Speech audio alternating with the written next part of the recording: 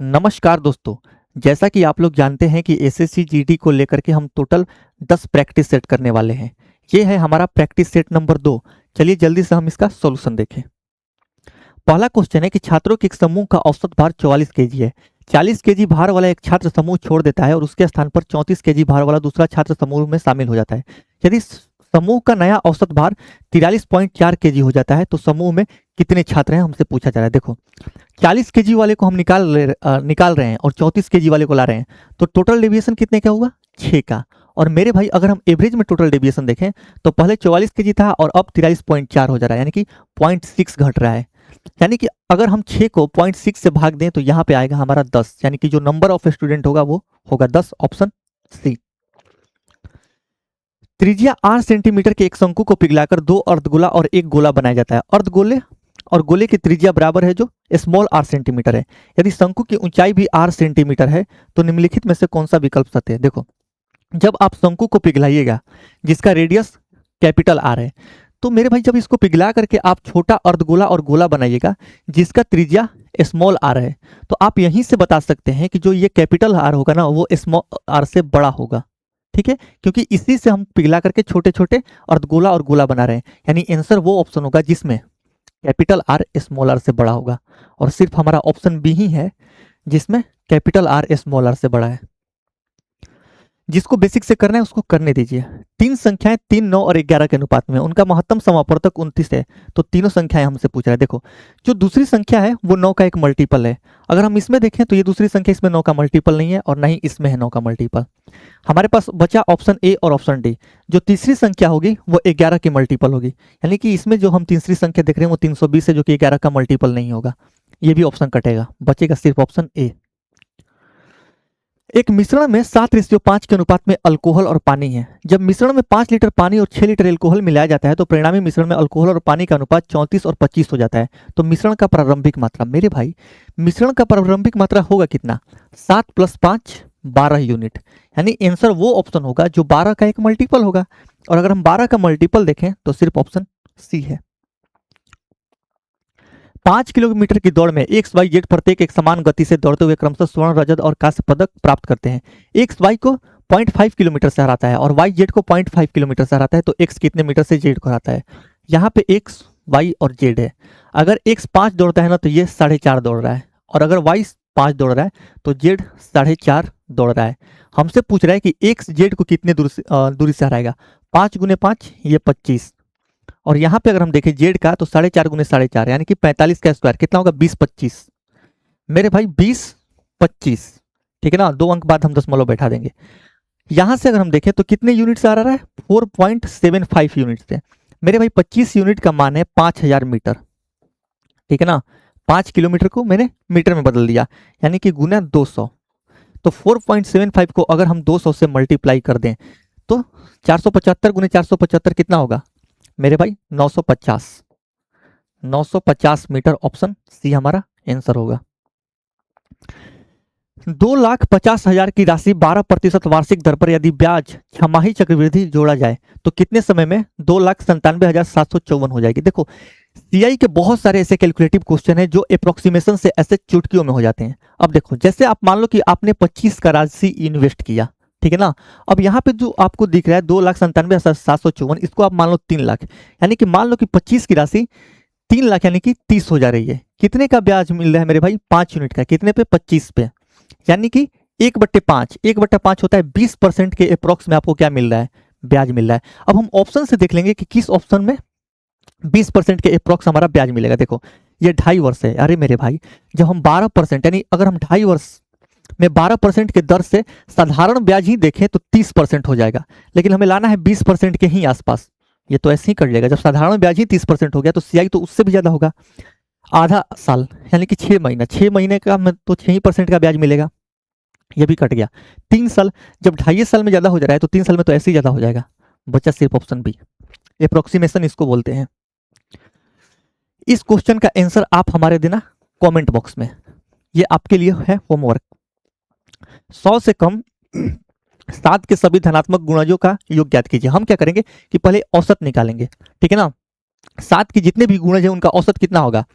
पहला संख्या प्लस में लास्ट संख्या जो 7 से डिविजिबल है 98 बटे में 2 गुने मेरे भाई टोटल नंबर अगर हम इसमें कर दें तो हमारा योग आ जाएगा। टोटल नंबर कितना होगा 14 7 98 होता है, यानी कि 14 संख्याएं जो है 7 से डिविजिबल है। अगर हम इसको सॉल्व करें तो 2 से इसको काटेगा 7 बार में, यानी कि 98 और 7 105, और 105 को अगर हम 7 से मल्टीप्लाई कर देंगे तो हमारा आंसर आएगा 735।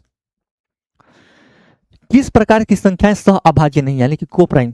देखो अगर हम यहाँ पे नजर डालें तो कोई भी दो लगातार इवन नंबर्स कोप्राइम नहीं हो सकती है। दो लगातार क्या, कोई भी लगातार इवन नंबर ना भी हो तो वो कभी कोप्राइम नंबर नहीं होंगे। एक समचतुर्भुज की हर भुजा की लंबाई 10 सेंटीमीटर है और एक विकर्ण 12 सेंटीमीटर है, ठीक है ना। तो समचतुर्भुज का क्षेत्रफल हमसे पूछ रहा है। मान लो ये हमारे पास समचतुर्भुज है दोस्त, रोम्बस की बात कर रहा है। ये इसके विकर्ण होंगे जो एक दूसरे को क्या करते हैं, बाइसेक्ट करते हैं। अब मान लो कि एक विकर्ण अगर 12 सेंटीमीटर लंबा है तो ये 6 और ये भी 6। अगर एक भुजा 10 सेंटीमीटर लंबा है तो दोस्त अगर आप यहां से नजर डालोगे तो हम जानते हैं कि 6 10 और 8 का ट्रिपलेट होता है, यानी ये 6 और ये 10 तो ये कितना होगा 8 होगा। जब ये 8 तो ये भी 8, यानी कि अगर हम इसका एरिया निकालें तो 1/2 d1:d2 यानी कि 6 6 12 गुने 8 8 16। अगर आप इसको सॉल्व करोगे तो ये जगह 6 बार में 16 6 का 96 सेंटीमीटर स्क्वायर। ऑप्शन सी आपका आंसर होगा। अरविंद एक काम को 20 दिनों में और बक्सी 22 दिनों में कर सकता है। यदि वे 5 दिनों तक एक साथ काम करते हैं तो बचे हुए काम का अंश है, ठीक है ना। देखो 5 दिनों में अगर अरविंद कितने काम करेगा 5/20 यानी कि 1/4, और बक्सी करेगा मेरे भाई 5/22।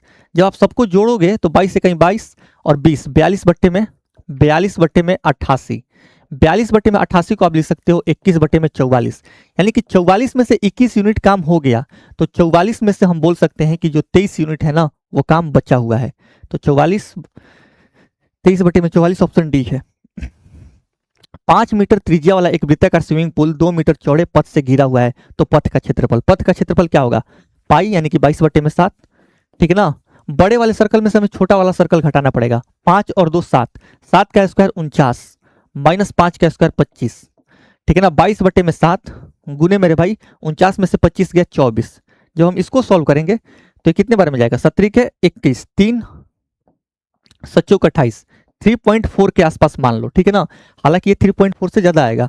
22 3 66 और 22 चौक 88, 8.8। अगर हम 66 में 8.8 जोड़ दें मेरे भाई तो कितना आएगा 74.8, यानी कि जो भी हमारा आंसर होगा ना वो 74.8 से थोड़ा सा बड़ा होगा, और 74.8 से थोड़ा सा बड़ा हमारा ऑप्शन बी है, सॉरी सी है। एक गोल्फ क्लब में 90% सदस्य पुरुष हैं और शेष महिलाएं हैं। पुरुषों की औसत ऊंचाई 170 सेंटीमीटर है और महिलाओं की औसत ऊंचाई 165 सेंटीमीटर है। तो क्लब में सदस्यों की औसत ऊंचाई हमसे पूछ रहे हैं। देखो अगर हम देखें तो 9 यूनिट मेल हैं और तो 1 यूनिट क्या है फीमेल है। अगर हम देखें तो पुरुषों की औसत ऊंचाई मेरे भाई 170 है और महिलाओं की औसत ऊंचाई 165 है।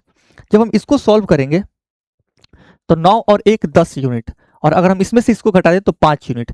1 यूनिट का मान कितना आया मेरे भाई 1 यूनिट का मान आया आधा, यानी कि 1/2, यानी कि अगर हम यहाँ पे देखें तो 1 यूनिट का मान 1/2 आया। तो अगर हम 170 में से आधा घटा दें तो हमारा आएगा कितना 169.5। इस क्वेश्चन का आंसर आएगा ऑप्शन डी। अगर k स्क्वायर प्लस 3 और k स्क्वायर प्लस 5 अभाज्य संख्या है तो k का मान ज्ञात कीजिए। हम ऑप्शन में से देख करके यहाँ पे रखेंगे और देखेंगे कि किसको रखने पर अभाज्य संख्या निकल करके आ रहा है। मान लो हम 2 को उठाएं, 2 दूनी 4 और 3 7, ये एक अभाज्य संख्या है।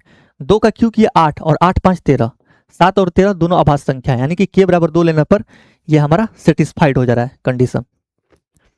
किसी राशि के लिए x% वार्षिक ब्याज दर पर x वर्षों का साधारण ब्याज x रुपए होगा। ब्याज बराबर जो कि x है क्या होता है मूलधन p गुने समय गुने दर बटे में 100। जब हम मेरे भाई इसको सॉल्व करेंगे तो x से x कटेगा तो जो p निकल करके आएगा वो होगा 100 बटे में x, ऑप्शन ए।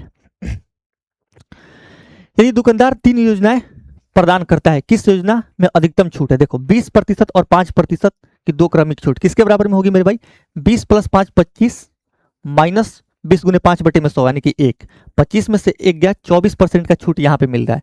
अब देखो यहाँ पे अगर हम देखें तो 6 खरीदे और 2 मुफ्त पाए, यानी कि टोटल 8 खरीद रहा है और 8 पर 2 मुफ्त मिल रहा है, यानी कि 1/4, यानी कि 25% यहाँ पे इसको छूट मिल रहा है। और यहाँ पे अगर हम देखें तो 4/10, यानी कि 10 में टोटल इसको 4 का छूट मिल रहा है।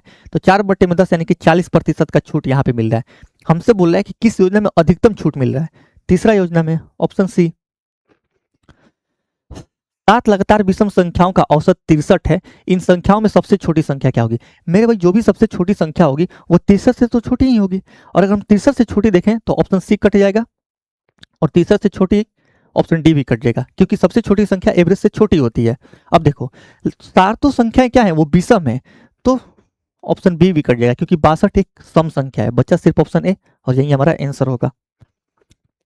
यदि किसी भिन्न के अंश में 10% की कमी कर दी जाए, हर में 15% की वृद्धि कर दी जाए, तो नई भिन्न का मान 2/5 हो जाता है। तो मूल भिन्न, देखो आप क्या करो, इस प्रकार के क्वेश्चन में 2/5 लिख दो, और जो क्वेश्चन में बोले ना उसका उल्टा कर दो। जैसे अंश में 10% की कमी कर रहा है, तो आप हर में 10% की कमी कर दो, यानी कि 90%। और यहाँ पे मेरे भाई हर में 15% की वृद्धि कर रहा है, तो आप अंश में 15% की वृद्धि कर दो। अब आप इसको सॉल्व करो। जब आप इसको सॉल्व करोगे तो परसेंटेज से परसेंटेज काटो। 5 115 को काटेगा 23 बार में, और 2 काटेगा 90 को 18 सॉरी कितने बार में, 2 काटेगा 90 को 45 बार में, यानी कि इस क्वेश्चन का आंसर होगा 23/45, ऑप्शन ए। 42 मीटर कपड़ा बेचकर विजय को 60 मीटर कपड़े के विक्रय मूल्य के बराबर फायदा होता है, तो लाभ प्रतिशत। 42 बेच रहा है, यानी कि 42 उसका क्या है, विक्रय मूल्य। 42 में से 7 घटाओ 35, ये आपका सीपी आया। फायदा कितने का हो रहा है, 7 का। 7/35 मतलब 1/5, 1/5 मतलब 20% का उसको टोटल फायदा हो रहा है। सीपीओ का क्वेश्चन है। एक छात्र 500 में से 30% अंक प्राप्त करता है, लेकिन 50 अंकों से अनुत्तीर्ण हो जाता है, तो अगर उत्तीर्णता प्रतिशत अज्ञात है तो उसे ज्ञात कीजिए। मेरे भाई 50 अगर हम देखें तो 500 का कितना है, 10%, यानी कि 10% और वो लाता ना तो पास हो जाता, यानी कि फेल 10% से ही हो रहा था। ला कितना रहे टोटल 30%, और 30% और 10% को अगर हम जोड़ दें तो ये हमारा पासिंग मार्क आ जाएगा, यानी कि 40%, ऑप्शन डी। तो उम्मीद करता हूं कि इस सेशन आपको अच्छा लगा होगा। आपके कितने मार्क्स आए इस मॉक में, ये आप हमारे कमेंट में मेंशन कर दो। मिलते हैं नेक्स्ट मॉक में, तब तक के लिए धन्यवाद, थैंक यू।